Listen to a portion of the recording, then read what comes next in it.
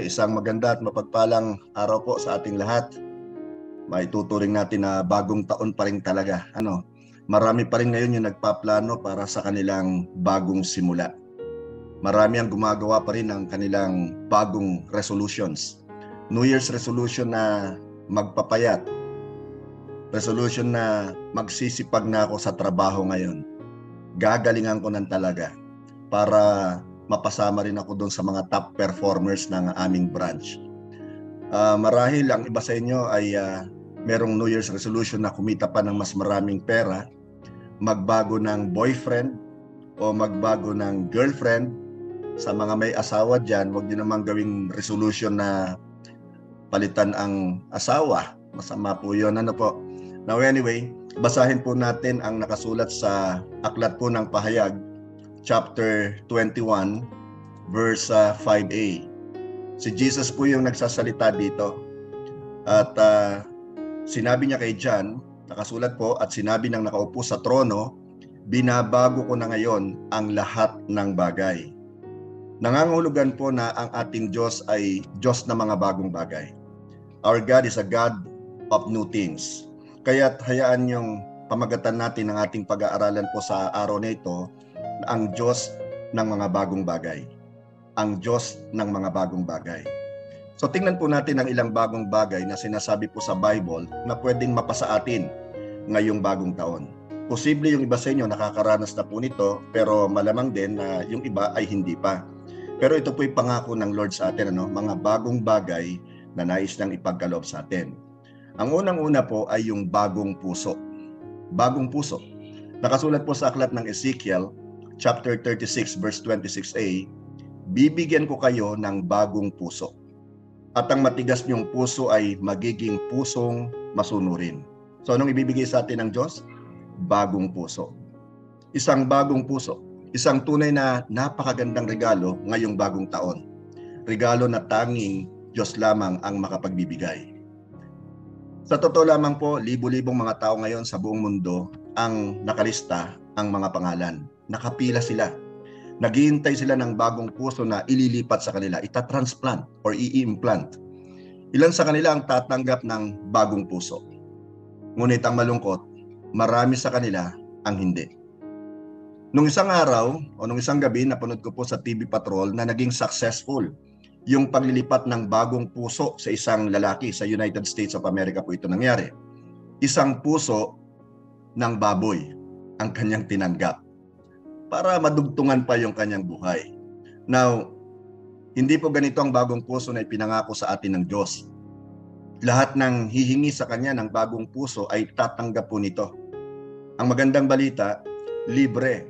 Ibig sabihin walang bayad, walang waiting list. Hingin mo lang ito sa kanya nang may pananampalataya, tatanggapin mo ang iyong bagong puso. Lahat po tayo ay maaaring tumanggap ng bagong espiritual na puso. So yun ang pinag-uusapan natin, espiritual na puso ngayong 2022. Bagong puso na punong-puno ng pag-ibig, punong-puno ng kabutihan, compassion sa kapwa, tulad po ng puso ng ating Panginoong Hesus. Ang ikalawa pong posible nating matanggap mula sa Panginoon kung gugustuhin natin ay bagong espiritu. Bagong puso, ngayon bagong espiritu. Doon din po sa aklat ng Ezekiel chapter 36 verse 26 sa second part naman po, ganitong nakasulat. Bibigyan ko kayo ng bagong puso at bagong espiritu. Magkaiba po yun.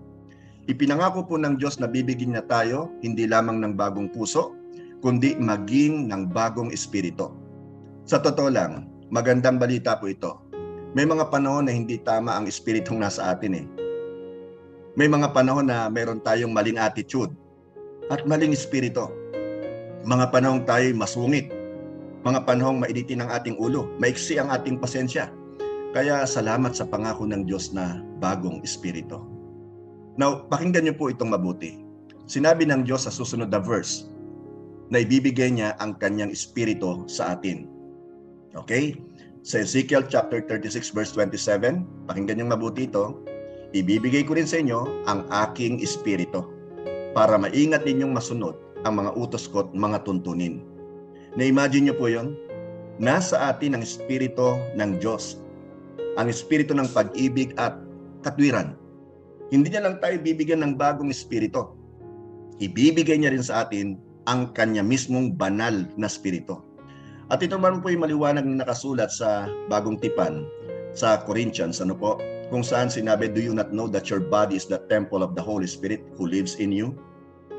So ang atin pong katawang ito ay pinananahanan ng banal na espiritu ng ating Diyos na buhay. So ibinigay niya sa atin, kung tinanggap na natin si Jesus, ang kanyang espiritu.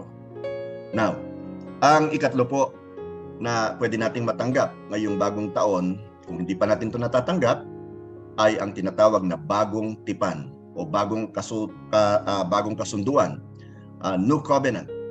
Doon po sa aklat ng Jeremias chapter 31 verse 31, sinasabi ni Yahweh, "Darating ang panahon na gagawa ko ng bagong tipan sa Israel at sa Huda." Now, we are considered, if we have just received Christ as our personal Lord and Savior, spiritual Israelites. Mga spiritual na Israelites po tayo. Now, God is a covenant-making God. God is a covenant God. At siya ang Diyos, actually, na nangako sa atin. At siya yung Diyos na tumutupad ng kanyang pangako. At nangako po siya sa atin ng bagong tipan. At ang bagong tipan na ito ay hindi lamang para sa taong ito. Ito ay tipan habang tayo po ay nabubuhay. Pakinggan niyo po itong mabuti. Wala na tayo sa ilalim ng lumang tipan. Wala na po tayo, hindi na po tayo saklaw ng Old Testament. Ang lumang tipan ay nangangailangan ng sacrificial lamb para sa kabayaran ng kasalanan. Sa bagong tipan naman, si Jesus mismo ang naging sacrificial lamb at tumubos at nagbayad ng ating mga kasalanan minsanan lamang para sa lahat. He died once for sins, the righteous for the unrighteous. Now, ang lumang tipan po ay nagsasabi na maaari tayong lumapit sa Diyos sa takdang panahon. So merong certain times na pwede tayong dumulog sa Kanya. At kailangan tayo dumaan sa high priest o yung punong saserdote. Sinasabi naman po sa bagong tipan na pwede tayong lumapit ng walang pag-aatubili sa trono ng Diyos. We can come boldly to His throne of grace and mercy. Doon po sa aklat ng Hebreo chapter 14 verse 6, para mas maliwanag po sa atin na biblical talaga ito, nakasulat po, "Kaya huwag tayong mag-atubili na lumapit sa trono ng maawaing Diyos para matanggap natin ang awa at biyayang makakatulong sa atin sa panahon ng pangangailangan." I'm so sure marami sa atin nangangailangan ngayon, if not all of us, di ba? Lahat tayo merong needs, lahat tayo merong concerns sa buhay na pwede tayong lumapit sa throne room of grace and mercy ng ating Diyos. Dahil sa bagong tipan, naging tagapagmana tayo ng Diyos at kasamang magmamana ni Kristo. Doon po sa aklat ng Roma chapter 8 verse 17a, "At bilang mga anak, mga tagapagmana tayo ng Diyos at kasama ni Kristo na magmamana ng mga pagpapalang inilaan niya." You see? Kung tayo na kay Kristo na, now we have been given the right to become children of God according to the book of John chapter 1 verse 12. Ngayon ang ikaapat po na po pwede nating matanggap na pangako ng Diyos sa atin, kung ito po ay tatanggapin natin, ay bagong pangalan. Yung iba sa inyo marahil hindi gusto yung pangalan niya, no? Ako nga, actually, hindi ko masyadong type yung pangalan ko, yung buong pangalan. Kaya pag may nagtatanong sa akin, tinatanong ko, "Do you know how to keep a secret?" Di ba? Kasi yung pangalan ko, matagal na eh. Iba yung mga pangalan ng mga batang ipinapanganak ngayon, gaganda eh. Di ba? Pero ang magandang balita sa atin, bibigyan tayo ng ating Diyos ng isang bagong pangalan. Doon po sa aklat ng Pahayag, chapter 2, verse 17, ganito po ang nakasulat, "Kayong nakikinig, pag-isipan niyong mabuti ang sinasabi ng banal na spirito sa mga iglesia." Sino yung mga iglesia? Actually po, we are considered the Church of Christ. Kapag ikaw ay isang Kristiyano, ikaw ay isang believer ng ating Panginoon, you are the church. Hindi yung man-made structure na nakikita po natin, although tinatawag din siya ngayon na church. Pero yung pinaka-essence po ng salitang church sa Bible, yun po ay yung mga mananampalataya. Sila yung church ng ating Panginoon. So, ipagpatuloy natin, ang magtatagumpay ay bibigyan ko ng pagkain na inilaan ko sa langit. bibigyan ko rin ang bawat isa na sa kanila ng puting bato na may nakasulat na bagong pangalan. At hindi po Darna nakasulat doon, ha? Okay. Na walang ibang nakakaalam kundi ang makatatanggap o makakatanggap nito. Wow, exciting yon. Ano kaya yung bagong pangalan no, na walang ibang tao na makakaalam? Now, pag natanggap mo ang bagong pangalan, hindi ka nakikilalanin sa dati mong pangalan. Kung may tumawag sa iyo sa dati mong pangalan, wala ka ng obligasyon na sumagot.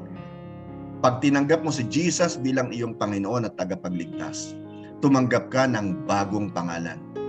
Pag tinanggap mo na ang dugong dumanak sa krus ng Kalbaryo na dugo mismo ni Jesus, ang kabayaran sa pagtubos ng iyong kasalanan, tatanggap ka ng bagong pangalan. Hindi na ikaw yung dating makasalanan.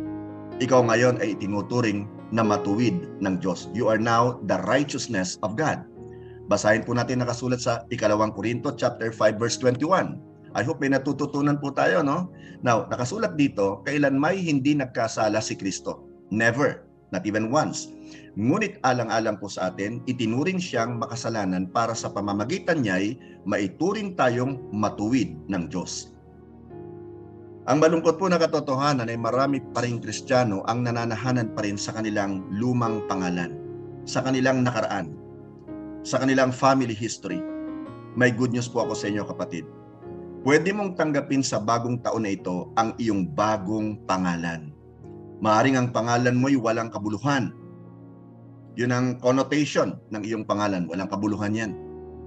Ngunit ngayon, ang pangalan mo ay makabuluhan. You are worthy. Maaring dati ang pangalan mo ay talunan, failure. Ngunit ngayon, ang pangalan mo ay tagumpay. And you are more than a conqueror. Maaring dati ang pangalan mo ay addict. Maaring ang pangalan mo dati ay mandaraya. Maaring ang pangalan mo ay sugarol. Maaring ang pangalan mo ay yung kilalang-kilala ngayon, Marites. Di ba? Maaring anong latest. Di ba? Now, pero ngayon, ang bago mong pangalan ay overcomer. Ibig sabihin na pagtagumpayan mo na yung lahat, yung mga luma mong pangalan, yung pagkakakilala sa iyo. Now, maaring dati ang pangalan mo ay sinumpa. Malas. Pero ngayon ang pangalan mo ay pinagpala. Maaring dati ang pangalan mo ay ligaw, walang silbi. Pero ngayon ang pangalan mo ay anak ng Diyos. Ngayon kung natanggap na natin ang bagong puso, ang bagong espiritu, ang bagong tipan, ang bagong pangalan, tanggapin din po natin sa taong ito yung ikalima. At ito na po yung panghuli, mga bagong awit. Doon po sa aklat ng awit chapter 96 verse 1, nakasulat po, kayong mga tao sa buong mundo, umawit kayo ng mga bagong awit sa Panginoon. Ang malungkot, marami pa rin sa mga Kristiyano ngayon ang mahilig umawit ng mga awiting tungkol sa kabiguan. Alam mo, marami namang magagandang secular songs di ba? Nakapupulutan ng aral. Pero marami yung mahilig pa rin makinig sa mga awitin at inaawit nila yung tungkol sa kabiguan, tungkol sa kalungkutan, tungkol sa depression, tungkol sa negativity. Naalala ko yung isang pag-aaral, isang study po na ginawa, maraming taon na pong nakaraan, kung saan actually meron silang mga alagang parehong-parehong halaman, the same species, pero magkaiba po yung kanilang ginawa sa mga ito, sa experiment. Yung isa nilagay nila sa isang kwarto at ito po ay pinatugtugan nila ng mga rock music, ng mga hip-hop music. Tapos doon sa kabilang kwarto naman, the same kind of plant, pinatugtugan naman po nila ng mga praise and worship songs. Alam nyo, kalaunan kung ano po nangyari? Unti-unti pong naluluoy o nalalanta yung pinatugtugan ng mga hip-hop at mga rock metallic music. Hanggang sa ito po ay totally namatay. Whereas sa kabila naman pong kwarto, yung pinatugtugan po ng mga praise and worship songs, ang maganda pong balita ay gumanda yung pagtubo ng mga halaman pong ito. So you see, nakakaapekto maging sa halaman ang mga awitin na ating napapakinig o kinakanta. May epekto rin ba ito sa tao? Yun ang tanong. Di ba? Ngayon, well, of course meron po. Nakakaapekto ito sa pag-iisip at saka sa emotion, sa feelings ng tao. Marami po sa mga mahilig makinig ng mga heavy metal rock music, yung mga hip-hop, ay nagre-rebelde sa kanilang mga magulang, and even sa persons in authority. Maraming kaso po ng suicide ay udyok po ng pakikinig ng mga awiting sobra ang lungkot. So ngayong 2022, ang taon na aawit tayo ng mga tunay na anak ng Diyos, ng mga bagong awit. Panahon para kumanta ng bagong awit tungkol sa pag-ibig, tungkol sa kabutihan, tungkol sa katapatan, tungkol sa kagalakan, tungkol sa kapayapaan, at syempre tungkol po sa habag ng ating Panginoon. Nakakalungkot pa rin isipin na marami po yung umaawit na mga kantang negatibo at nagbibigay ng kalungkutan ang mensahe sa halip na umawit ng tungkol sa kabutihan ng ating Diyos. Kaya ang ganda po ng paalala sa atin ni Apostle Paul sa aklat po ng Efeso, chapter 5, verse 19. Pakinggan niyo pong mabuti. Sa pagtitipon nyo, umawit kayo ng mga salmo, himno, at ng iba pang mga awiting espiritual. Buong puso kayong umawit at magpuri sa Diyos. Nakakatulong po ito sa atin.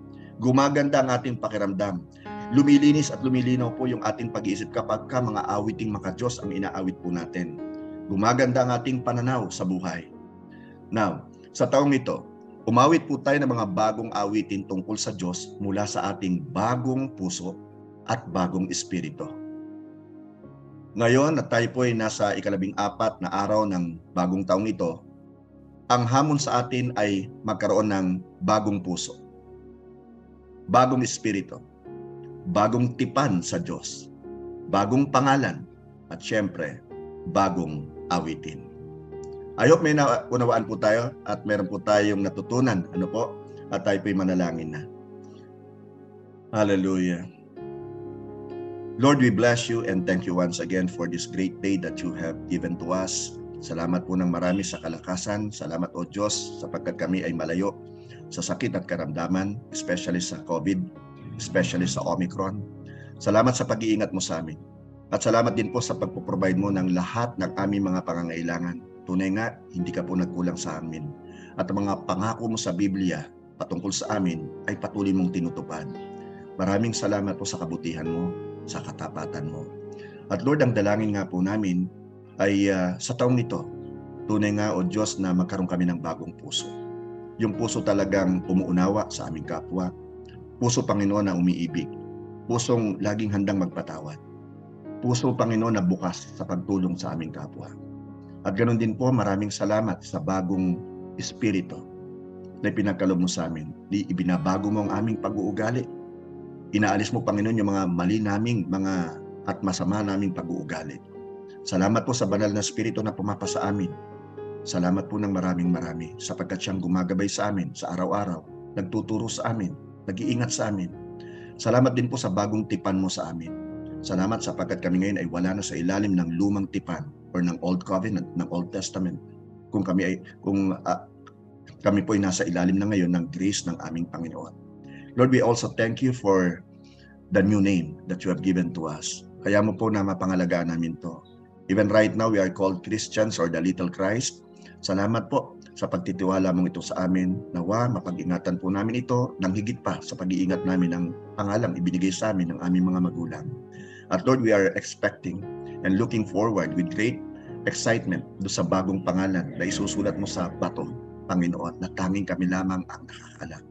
We are so honored and we are so grateful, my Lord, for your goodness and mercy towards us. At Lord, hayaan mo rin na sa taong ito, matuto po naming limutin ang mga lumang awitin. Yung mga awitin na nagpapababa ng aming moral. Yung mga awitin, Panginoon, na nagiging sanhi ng aming pagre-rebelde sa aming mga magulang, sa aming asawa, maging sa aming otoridad, Panginoon, sa aming pamahalaan. Salamat po at matuto kami na makinig ng mga bagong awitin, mga awiting makalangit, mga awiting na nagbibigay po ng papuri sa iyo. Mga awiting, Panginoon, magpapalakas lagi ng aming loob at magpapaganda ng amin po, Panginoong, energy at activity, Panginoon. Lord, salamat ng marami. Ikaw pong mapapurihan, pakaingatan mo pong bawat isa sa amin. Ikaw po lamang ang may taas. Sa pangalan ni Jesus, Amen and Amen and Amen. Thank you, Lord. Palakpang nga po natin ang ating Diyos sa buhay. Hallelujah. Thank you, Lord. Sige po, itaas po natin ang ating kamay towards heaven. And may the Lord bless you and keep you. The Lord make His face to shine upon you. The Lord be gracious to you. And the Lord turn His face toward you and give you peace. Shalom.